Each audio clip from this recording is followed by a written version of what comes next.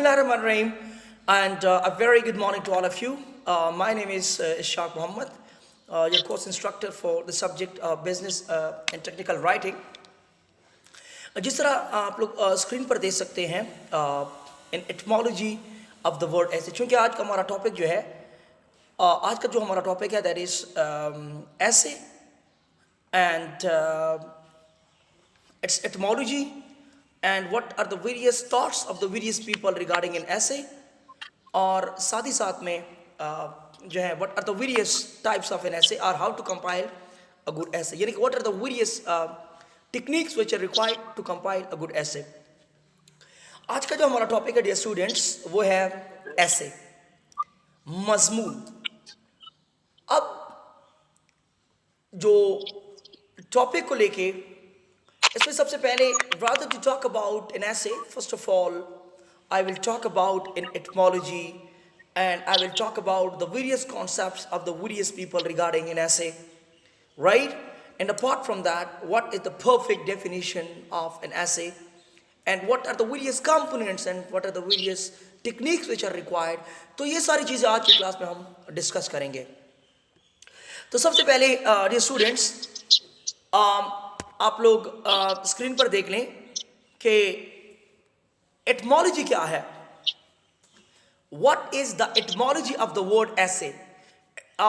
Late me clear one thing कि etymology mean the history is will is and an origin of a word. History, ये ऊपर देख सकते हैं आप कि एटमोलॉजी ऑफ द वर्ड ऐसे.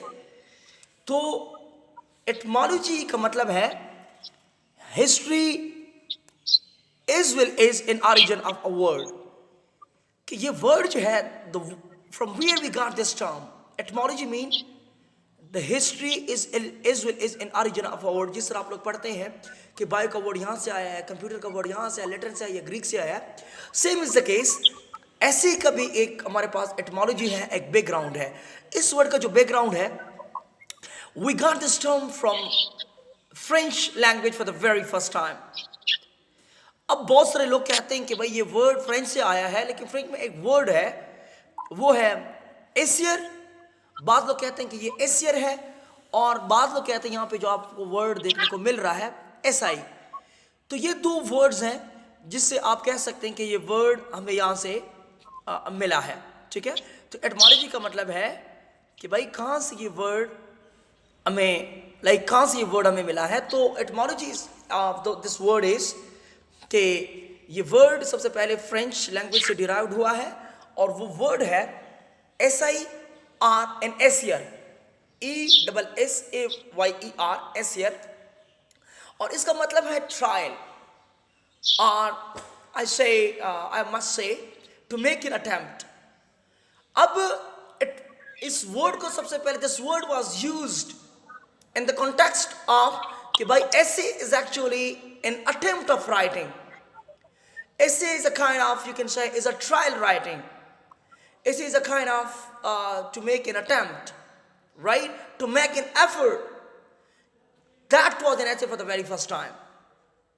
And further they added that French के जो the one who coined this concept for the very first time, according to him कि भाई ये non fiction piece of writing है.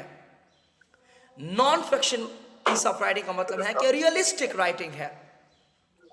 द टॉक्स और discusses a specific topic. अब we are having two different kinds of writing. एक है हमारे पास फिक्शन राइटिंग, एक है हमारे पास non fiction writing. When it comes to fiction writing unrealistic writing होती है, यानी कि the writing that is based on imagination rather then in reality. समझ में आ गई बात. तो यहां पे फ्रेंच राइटर्स का मानना है, यानी कि those who gave the concept of essay for the very first time, according to them कि essay is actually an unrealistic non fiction writing. I mean realistic writing that talks about or that discusses a specific topic. समझ में आ गई बात कि ऐसे जो है ये फ्रेंच वर्ड से निकला है एसआई से, जिसका मतलब है ट्रायल, जिसको आप कह सकते हैं, या इसको आप एफर्ट्स कह सकते हैं, जिसको आप अटेम्प्ट कह सकते हैं. और उन्होंने फर्दर यही कहा कि ऐसे जो है that is nothing to do with non fiction, that is nothing to do with imagination, यानी कि ऐसे जो है एक रियलिस्टिक अप्रोच है, रियलिस्टिक पीस ऑफ राइटिंग है जिसको हम ऐसे कहते हैं। और बहुत सारे लोग कहते हैं कि ये वर्ड लेटिन से निकला है, and that deals with the one one's arguments and experiences or story or something like stories, या essays जो है वो लेटिन से निकला है, और उसमें राइटर जो है अपने आर्गूमेंट्स प्रेजेंट करता है। बट यहाँ पे कोई ऐसी हकीकत नहीं है, हकीकत यही है कि etymology of this word is कि we got this term from French for the very first time and it was an Asian or ASSAI. We're having multi pronunciations, multi approaches towards the pronunciation of these words. तो आप इसको differently जो है वो pronounce कर सकते हैं। अब definition पे आ जाए, आप लोग जो है वो स्क्रीन पर भी देख सकते हैं कि भाई ये जरा आप लोग चेक कर लें, यहाँ पे लिखा हुआ है कि and who gave the concept of an essay for the very first time। जिस तरह मैंने कहा कि भाई essay का कॉन्सेप्ट देने वाला सबसे पहले जो बंदा है जिसने essay का कॉन्सेप्ट दिया है वो हमारे पास है माइकल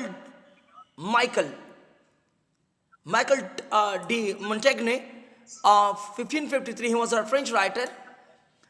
उसने ये कॉन्सेप्ट दिया for the very first time. He was the one.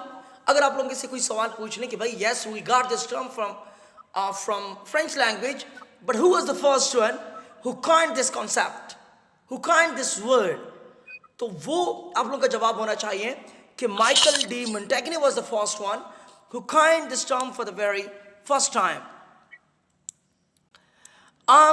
And he was a French writer, and later this concept, this essay was modified, and this term was brought into English by Francis Bacon, and Francis Bacon is one of the most magnum opus writer amongst all when it comes to English essayist।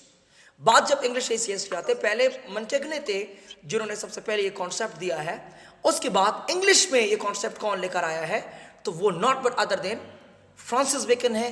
उसने सबसे पहले ये concept हमें दिया है कि भाई ऐसे क्या होता है और what can be the best essay, और sometimes we might can call him the father of English essays. Why? Because essays जो फ्रांसिस बेकन ने लिखे शायद किसी और ने राइटर ने लिखे हों। अब डेफिनेशन जो है कि भाई essay is a piece of composition. मैंने कहा कि ऐसे हमेशा के लिए हमारे पास रियलिस्टिक राइटिंग है, रियलिस्टिक राइटिंग और नॉन फिक्शन राइटिंग है। Essay is a piece of composition, a piece of writing that discusses a thing, a person, a problem or an issue in a way that the writer demonstrate his knowledge by offering a new perspective, a new opinion, a solution or a new suggestions or recommendations। मैंने कहा कि भाई I am repeating कि an essay is a piece of composition, a piece of writing that discusses a thing, a person, a problem, a situation or an issue in a way that the writer demonstrates his knowledge by offering a new perspective, a new opinion or solution or new suggestion or kind of you can say or recommendations। समझ में आ गई बात? And secondly आप इसको define कर सकते हैं कि भाई एन ऐसे इज नॉट एन अनऑर्गेनाइज्ड और a random piece of writing. इसके लिए एक वर्ड यूज होता है हैफज कि भाई इट्स नॉट लाइक ऐसे is not like a random writing. ये अनऑर्गेनाइज्ड राइटिंग नहीं होती कि भाई आप आ गए और ऐसे पे आपने काम करना शुरू कर दिया, ऐसे आपने लिखना शुरू कर दिया है। It's not random writing, it's not unorganised writing. तो आप कह सकते हैं कि essay is not just a random or unorganized piece of writing, but it is a well organized composition or a well organized writing comprising several elements or several components that work to build an argument, that work together, that work to describe a situation or all these components work together, several elements or components work to build a narrative, to build an event, or a state of problem with a solution. These are the best definitions of an essay. कि भाई an essay is something as a piece of writing or a piece of composition that discusses, that talks about, or that discusses a thing, or that they might discuss a person, a problem, or an issue in a way that the writer demonstrate his or her knowledge about by offering the new perspective or new opinions or solution or new suggestion or a kind of what you can call it a recommendation, right? And after that I said that कि भाई essay is not about a random writing. It's not a random writing. It's not an unorganized writing. But there you have to go for the proper organization of ideas, thoughts, and words. So it's not unorganized writing. It's not, you can say, a random piece of writing. But it's a well-organized composition comprising several different elements and several different components. And all these components work together to build a narrative, to build an event, to build a situation, or to describe what you can call it, describe a situation, right? समझ आ गई यहाँ तक? अस्सलाम वालेकुम sir. आ गई sir. समझ आ गई डियर स्टूडेंट्स? समझ आ गई dear students? Okay. Yes, sir, आ गई। Okay, fine. Thank you. Okay, next उस पे जाते हैं। ये नोट्स पे आप लोगों के साथ बताकर शेयर कर रहा हूँ। Excuse me, sir. Sorry? Sir class में अनाउंसमेंट कर दें कि माइक्स अपने बंद रखे। स्टूडेंट्स, बहुत से स्टूडेंट्स के माइक खुले हुए हैं तो उससे आवाज़ जो है ऐसे जम्बल्ड हो जाती है, ख़राब हो जाती है। तो काइंडली स्टूडेंट्स जो है वो अपना माइक ज़रा ऑफ रखें। ओके डियर स्टूडेंट्स, ये बच्चे ने बड़ी अच्छी बात की है, तो आप लोग अपने माइक ऑफ करके रखें so that when you need to ask question तो आप लोग ऑन कर रहे हैं। और बाकायदा जब भी मैं आप लोगों को टाइम दूँ, जब मैं आप लोगों को कहूँ कि भाई इन्हें क्वेश्चन यहाँ तक समझ आ गई है, तो उसके बाद आप लोगों ने अपना माइक ऑन करके अपना क्वेश्चन पूछना है। आप कमेंट सेक्शन में आप लोग अपना क्वेश्चन पूछ सकते हैं, या फिर यहाँ तक अगर आप क्वेश्चन नहीं पूछ सकते हैं तो फिर जो है वो मेरा कॉन्टैक्ट नंबर भी है आप लोगों के पास, आप लोगों के साथ मेरा कॉन्टैक्ट नंबर भी है और साथ में मेरा ईमेल भी है। So you can ask any time आप लोग सवाल कर सकते हैं, ठीक है? ओके, यहाँ तक समझ आ गई है? हेलो, यहाँ तक समझ आ गई है? ओके, जी ठीक है। अब आते हैं कंपोनेंट्स पे। ओके, जिस तरह मैंने बात की है कि several elements and several components that build a narrative, that describe a situation, that describe a person, or that describe a thing. अब वो सारे elements, several elements हम डिस्कस करेंगे कि what are the various elements and what are the various components which are required actually, जो कि build करते हैं नैरेटिव को, या एक सिचुएशन को डिस्क्राइब करते हैं, एक पर्सन को डिस्क्राइब करते हैं। तो उन सब को लेके कि ऐसे कौन कौन से हमारे पास कंपोनेंट्स है, तो वो सारे कंपोनेंट्स जो है हम डिस्कस कर रहे हैं। First of all we are having 4 different components when it comes to an essay। कि भाई essay को compile करने के लिए when we need to compile, when we need to write a good essay, we need the 4 different components। ये several components के बारे में जिसमें मैं बात कर रहा था, तो ये 4 different components जो है वो है कि भाई 4 different components, 4 different elements जो है वो सबसे पहले that is an outline। First one is outline। Outline means list of subtopics। Outlines mean list of subtopics। And the second part of an essay is an introduction। इसको हम कहते हैं introductory paragraph या introductory part भी कह सकते हैं। समझ में आ गई बात? तो introductory part और an introduction दोनों नाम आप जो है वो यूज कर सकते हैं। And the third one is that is the supporting paragraph, the supporting part, और इसको हम body भी कह सकते हैं। Fourth, last but not the least is concluding paragraphs। concluding paragraphs and इसको हम conclusion भी कह सकते हैं। Dear students, we are having 4 different components, several different components। अगर आप लोगों से कोई क्वेश्चन कर लें, पेपर में सवाल आ जाए कि भाई या किसी और जगह पे कोई आप लोगों से पूछ लें कि what are the various components and what are the various, you can say, elements which are required to compile an essay, So your answer should be like that. Okay, we are having 4 different components. We are having 4 different elements. And the first one that is an outline. The second one that is an introduction. And the third one that is body. And the fourth one that is conclusion. जिस तरह मैंने कहा कि outline means the list of subtopics, and the second one is that is an introduction. And introduction इसको हम introductory जो है वो part भी कह सकते हैं, introductory part भी कह सकते हैं. तो introductory part में क्या होता है कि you have to introduce the topic.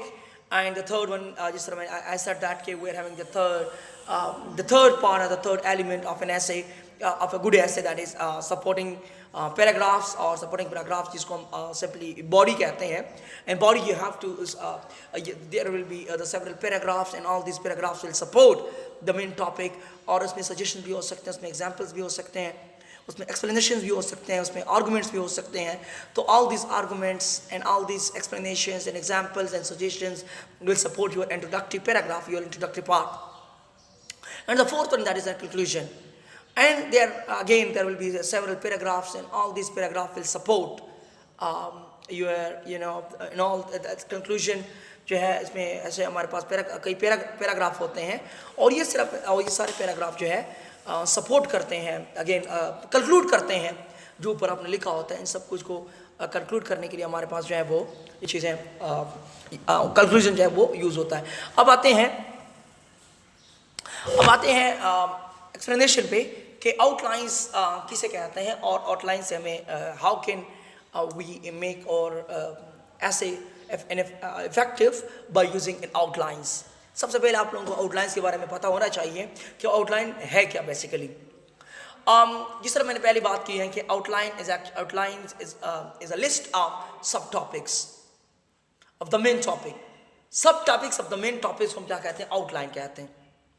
So में आ गई बात. The first component, the first element of an essay is an outline. An outline is actually the subtopics of the main.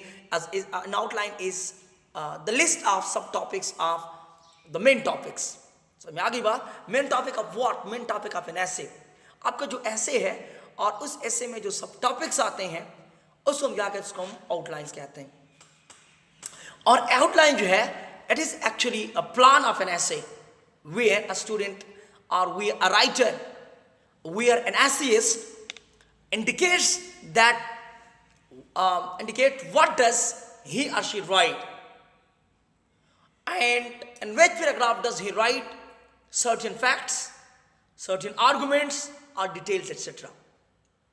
कि एक प्लान है कि भाई an outline is also a plan of an essay, where you can say an essayist, where a writer, where a student like you people indicates what does he or she write, and in which paragraph does he or she write certain facts, and he or she writes or provides the certain facts and the certain arguments or details, etc. And second thing for an outline is कि once the outline is prepared, जब आप एक बार हम वो कर लेते हैं, outline prepare कर लेते हैं, तैयार कर लेते हैं खुद के लिए. मेरे एक टॉपिक पे आप ऐसे कंपाइल करना चाहते हैं तो आपने आउटलाइन तैयार कर दी है, तो इससे फ़ायदा क्या होगा.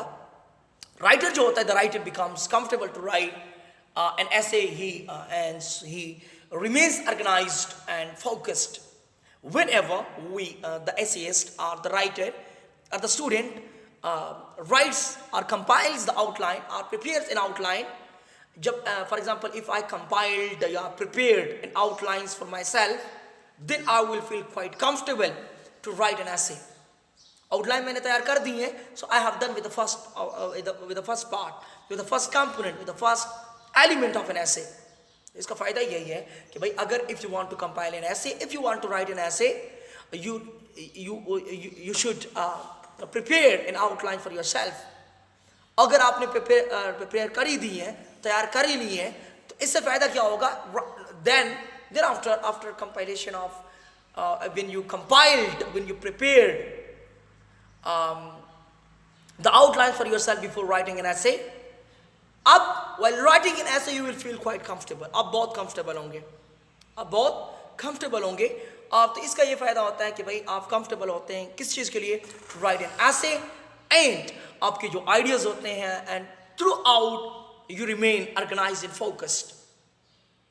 यू थ्रू आउट आप क्या होते हैं, ऑर्गेनाइज होते हैं, थ्रू आउट आप फोकस्ड होते हैं।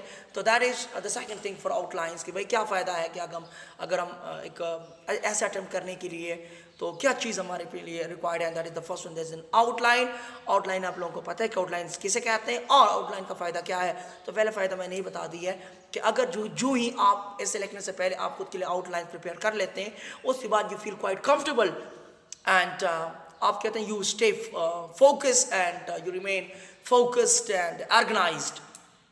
एंड दूसरी बात कि बात ऐसी जगह होती हैं जहाँ पे आउटलाइंस को कंपलसरी माना जाता है। There are certain examinations and there are the certain बाज़ सिनेरियोस पे इसको जो है मैंडेटरी कंसीडर किया जाता है, इसको कंपलसरी कंसीडर किया जाता है। एट इज वाई बिकॉज, और इसको आउटलाइंस को बाज़ दफ़ा आप कह सकते हैं कि it is a matter of an essay. While keeping this concept in mind, बाज़ जगह ऐसी हैं जहाँ पे इसको मैंडेटरी कंसीडर किया जाता है, आउटलाइंस को मैंडेटरी कंसीडर किया जाता है, कंपलसरी कंसीडर किया जाता है। Why? Because they think that, they consider that an outline is actually a mirror of an essay. An outline is a mirror of an essay. That's why it is mandatory, it is compulsory, and certain examinations. And it creates and also create impressions. So यहाँ की बात either good or bad an examiner's mind. अब बाज़ जगह ऐसी होती है, बाज़ एग्जामिनेशंस ऐसे होते हैं कि जहाँ पे आपको आप रिस्ट्रक्टेड होते हैं कि to present, to highlights all the outlines before writing an essay. क्यों? क्योंकि यहाँ पे होता है कि भाई पहले तो बात तो ये कि it is considered as the merit of an essay, जबकि दूसरी बात जो है it creates impression as well.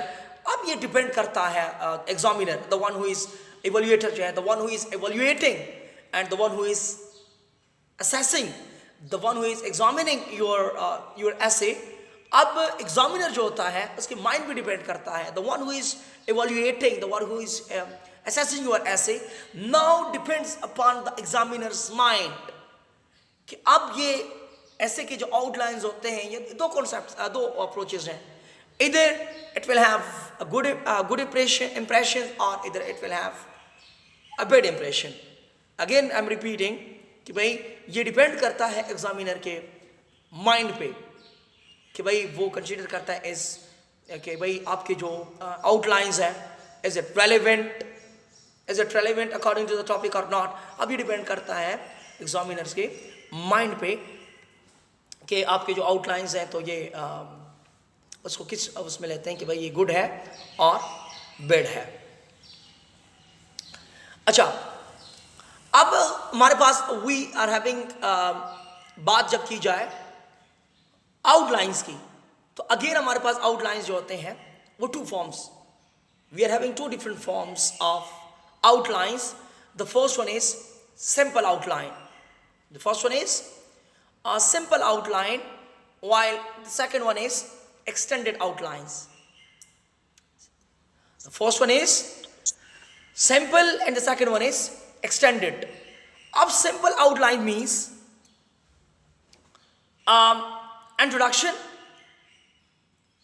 and number two body paragraph 1, body paragraph 2 and body paragraph 3, यानी कि third paragraph supporting paragraph, and उसके बाद जो है फिफ्थ नंबर पे again body paragraph number 3, and last but not the least is conclusion. यानी कि simple outline contains an introduction, body paragraph 1, body paragraph 2, body paragraph 3, body paragraph 4, and last but not the least is conclusion. But when it comes to the extended outlines, we are having the first number में हमारे पास है that is an introduction, and उसके बाद जो हमारे पास है that is body paragraph. Body paragraph, और body paragraph में अगेन हमारे पास डिफरेंट सब, जिसको आप कह सकते हैं, सर आपने कहा कि सब टॉपिक्स हैं।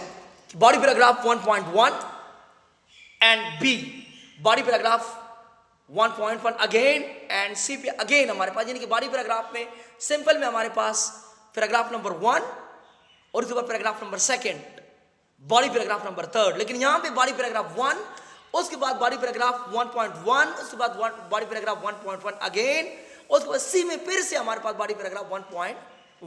तो इससे पहले पैराग्राफ 1, 2, 3 इस तरह था। अब जो कि paragraph within a paragraph आ गया हमारे पास, समझ में आ गई बात। उसके बाद जो है, इसके बाद सिंपल आउटलाइन हमारे पास था body paragraph number 2।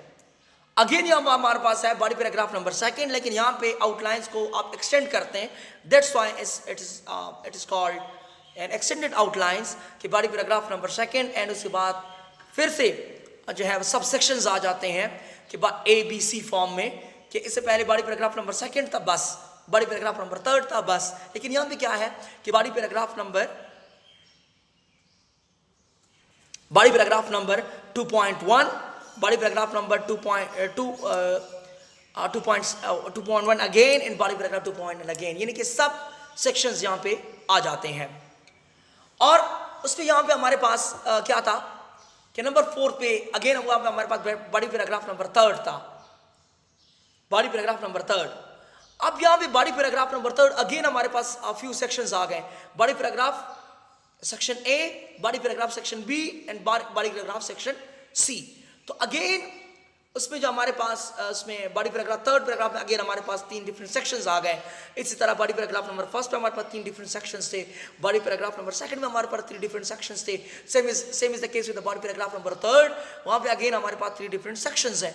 And again last but not the least is a conclusion, और कंक्लूजन और सिंपल आउटलाइन दोनों का सेम है। तो सिंपल आउटलाइन अगेन यहाँ पे क्वेश्चन है कि what is the difference between a simple outlines and extended outlines and an essay. एक ऐसे में हमारे पास आउटलाइंस होते हैं, इसमें हमारे पास एक सिंपल आउटलाइंस है, एक हमारे पास एक्सटेंडेड आउटलाइंस है। तो सिंपल आउटलाइंस और एक्सटेंडेड आउटलाइंस में फ़र्क क्या है, और फ़र्क यही है कि सिंपल आउटलाइन में हमारे पास इंट्रोडक्शन है, सेकंड नंबर हमारे पास body paragraph number 1, body paragraph number 2 and body paragraph number 3, उसके बाद हमारे पास कंक्लूजन है।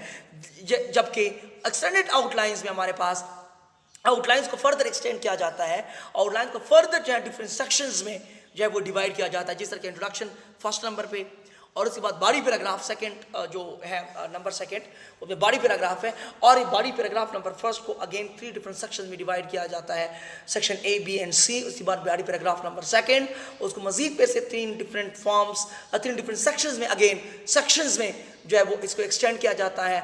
उसके बाद बॉडी पैराग्राफ नंबर 3 को अगेन 3 डिफरेंट सेक्शंस में वो किया जाता है, एक्सटेंड किया जाता है।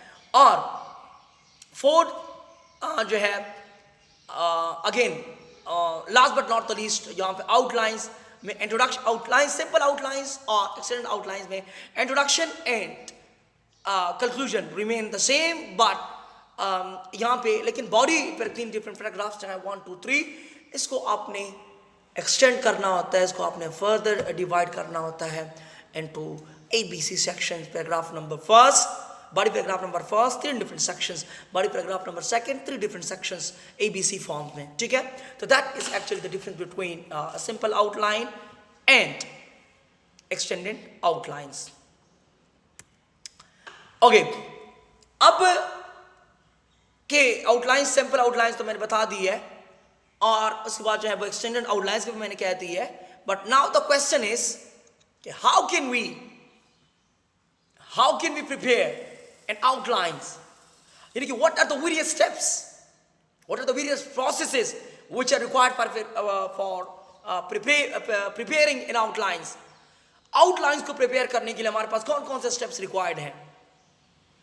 we are having 4 different steps which are required for compiling an outline for an essay। Number first one is identify the types of an essay and an audience। आपने सबसे पहले कि what type of essay you are trying to compile, which type of essay you are trying to write, तो आपने you have to identify the nature of an essay and an ideas as well. While keeping these two approaches in mind, the nature of essay, I mean the type of essay again, and as well as an ideas. अब ideas और nature of essay को mind में रखकर आपने जो है first step जो है that is required for preparing an outline is to identify the nature of your essay and ideas as well.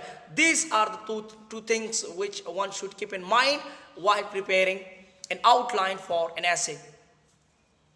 And the second one is that the brainstorm for random collection of ideas or topics. अब चूंकि आप outline prepare कर रहे हैं, you are supposed to go for brainstorming. अब brainstorming जो है वह involving your cognitions, अपने mind का सहारा लेके अपने cognitions को involve करके आपने different ideas recall करने हैं. brainstorming आपने different ideas को recall करने हैं. अब इन ideas को recall करेंगे तो उसको हम क्या कहेंगे? brainstorming कहेंगे. अब topics को ideas को generate करने के लिए या topics जो है prepare करने के लिए या ideas for collection of ideas or for the topics preparations, one needs to go for the brainstorming, right? So brainstorming is the second step which is required for preparing an outline, right? And the third one is organize the topic logically.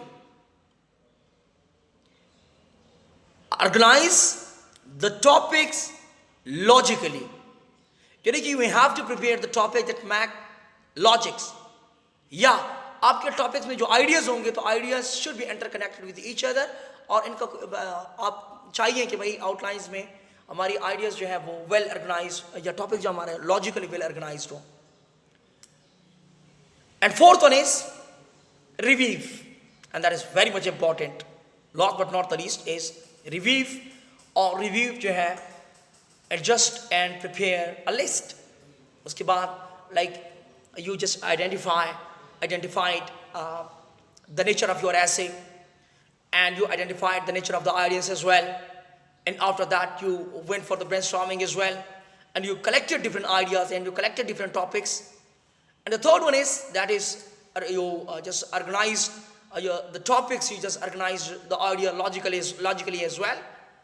So now, last but not the least, you have to prepare a list of all these ideas and all these nature of essays and all the topics that you have prepared, and all the ideas that you have generated and all the ideas you have collected after your brainstorming, and after you just logically organize all these topics as well. So after that you have to make a list of all of them. इन सबको आपने एक list बनाना है, और ये एक 4 different last component है of an outline, last step है of an outline. ठीक है? अब सबसे पहले मैंने बात की है brainstorming की. तो brainstorming क्या है? Brainstorming is the process of thinking and randomly collection different ideas, incident or experiences. इसको हम क्या कहते हैं? brainstorming कहते हैं. अब brainstorming में क्या होता है कि actions, the strategies, the people. Brainstorming involves the actions and the strategies of people and ideas, organization and clarity.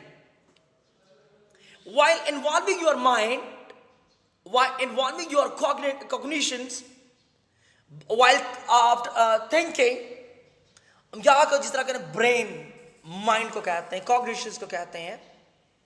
अब ब्रेन को इन्वॉल्व करके we think about different things, and we just recall the previous ideas, the previous information as well. एक हमारे पास है schemata. Schemata जी कहते हैं schema theory, और schemata के बारे में आप लोगों ने सुना होगा. वो कहते हैं बैकग्राउंड इंफॉर्मेशंस को. और यहाँ पे आप क्या कर रहे हैं? तो ये collect different ideas after thinking, और उसको हम क्या कहते हैं? Brainstorming, the process of thinking and randomly collecting ideas. इसको हम क्या कहते हैं? इसको हम ब्रेनस्टॉर्मिंग कहते हैं. And brainstorming further involves the actions and the strategies, the people, the ideas the organization and the clarity, यानी कि through brainstorming आप जो है वो कर लेते हैं क्या है, जिस तरह आपने पढ़ा है कि भाई ब्रेनस्टॉर्मिंग के ज़रिए आप आउटलाइंस जब प्रिपेयर कर उसके लिए ब्रेनस्टॉर्मिंग चाहिए होता है, और ब्रेनस्टॉर्मिंग बेसिकली है किसे कहते हैं, और ब्रेनस्टॉर्मिंग में क्या क्या चीज़ें जो हैं वो इन्वॉल्व होते हैं। ब्रेनस्टॉर्मिंग जिस तरह मैंने कहा कि involves the contents action the strategies the people the ideas and the organisation as well as the clarity. Okay, बच्चे ने क्वेश्चन किया कि स्क्रीन शेयर कर दें। स्क्रीन में शेयर करो, कोई बाकायदा मैं आप लोगों को ये PDF से शेयर कर रहा हूँ। You just note the ideas, you just note my words. उसके बाद बाकायदा मैं आप लोगों के साथ जो है वो शेयर कर रहा हूँ, और फिर यहाँ पे आप लोग पिक्चर भी ले सकते हैं, या फिर जो ही हमारा टॉपिक ख़त्म हो जाएगा उसके बाद मैं आप लोगों के साथ वो PDF शेयर कर रहा हूँ, तो आप लोगों को थोड़ी बहुत समझ आ जाएगी। और जिन्होंने सुना है सही तरह से तो वो उनको आई होप के पूरी समझ आ गई होगी। एंड बाकी जो बच्चे ने क्वेश्चन किया है कि स्क्रीन शेयर करते हैं, स्क्रीन में वो PDF फाइल जो है मैं अभी आप लोगों के साथ मैं शेयर कर रहा हूँ। लेकिन अभी मैंने बोलना ज़्यादा था, टॉपिक्स में बातें बहुत ज़्यादा थी,